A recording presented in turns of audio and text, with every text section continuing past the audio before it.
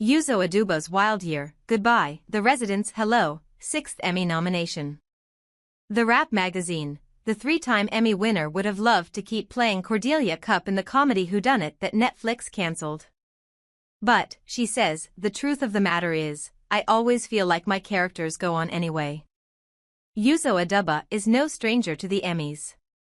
She's already won 3 of them. 2 for her breakthrough role as Suzanne Crazy Eyes Warren in Netflix's prison dramedy Orange is the New Black, and 1 for her powerful performance as political pioneer Shirley Chisholm in the FX miniseries Mrs. America.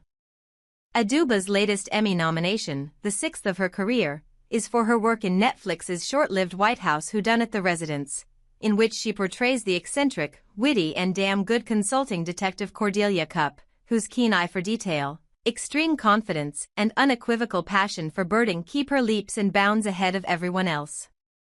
Cordelia is brought in to solve the murder of White House Chief Usher A.B. Winter, Giancarlo Esposito, whose death catapults her into an intricate web of oddball personalities. But that doesn't mean Aduba has gotten used to the accolades, far from it, actually.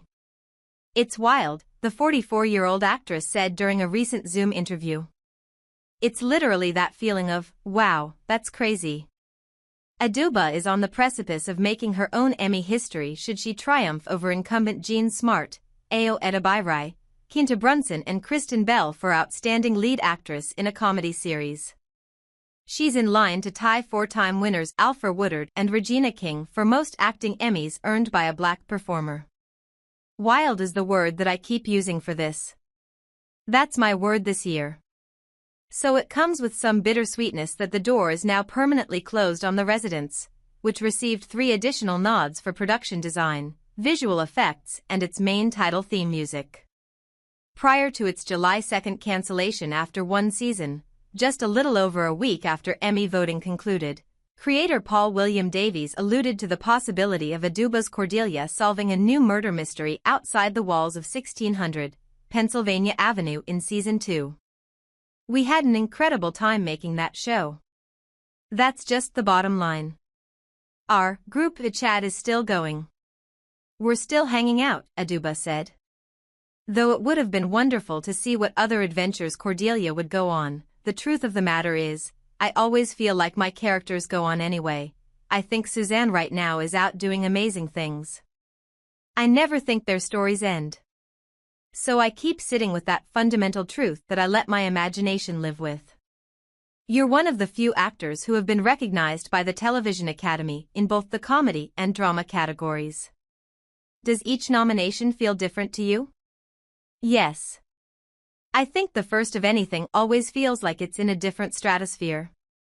Particularly for my first Emmy nomination and win for Orange is the New Black, there was so much wrapped in that first, my first show, all of those things. I had so little knowledge of what I had stepped into. The whole thing was like you're driving a car on a highway and it's whipping past you. Did you see that? That's amazing. I have different relationships with each experience as I have grown as a human, an actor, a person working in this business, and also as my life has grown. Every single person has their own experiences that none of us are privy to that are joyful and challenging. And then there are things we all experienced collectively 5 years ago, with the pandemic. But I think when you start to live a little more, they all take on a different shape because life has informed the experience in different ways that make the celebration of the moment different. And the shape of the work is already being infused by those experiences. Because of all of those lived experiences, what I have developed is an even greater appreciation for getting to be able to do this thing. Piggybacking off that, how have your lived experience and your current place in life shaped your understanding of Cordelia Cup? Could you have done this role at the start of your career? That's a great question. You know, I needed this part to come to me in a moment when I was a bit longer in my spine. As it relates to the work, I am not sure at an early stage in my career I would have trusted stillness as an action, a strong action. That actually requires you to have lived a little bit to know what it is to be strong in a single choice. I would have thought I needed to do something all the time with Cordelia when, number 1, that's not what's written, and number 2, how Paul William Davies shaped the story is she's a birder. Her hobby is to be still, and she applies that hobby to what it is that she does. I'm not sure I would have had the trust in myself to just practice the exercise, because that's kind of how I think of acting. What is this act? What is this part supposed to be? An exercise in stillness, and let that be enough.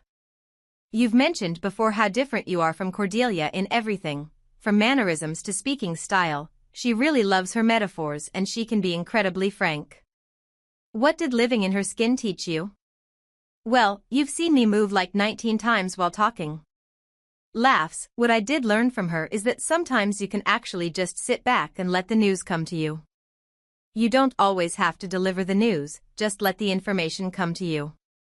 I think that's an exercise in journalism as I understand it.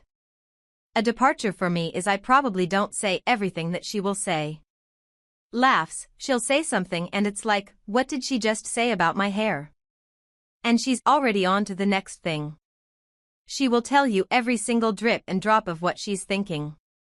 I needed this part to come to me in a moment when I was a bit longer in my spine. As it relates to the work, I am not sure at an early stage in my career I would have trusted stillness as an action, a strong action. What I really got from her is the ability to listen. Details matter, and that's how she pieces things together. To listen when the bell goes off. She heightened my ear a little bit to really listen to the details of what someone is saying. But the big piece is it's okay to just settle and receive.